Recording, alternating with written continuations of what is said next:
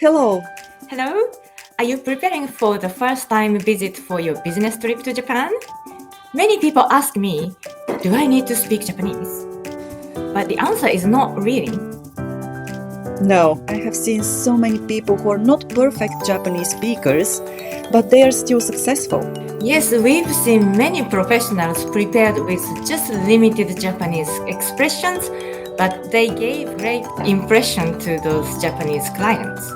And they keep succeeding because from the first time meeting in person, they knew how to create a bond with the Japanese clients.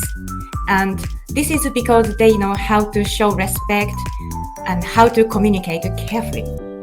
Yes, and these are so important because they immediately start. They help you build trust. If you know just a little bit about Japan, trust comes before business. That's what makes the deals successful. Yes, everything starts from your attitude. Indeed, for people who are ready to learn what is behind the words, not only the words, we are planning a seminar in July.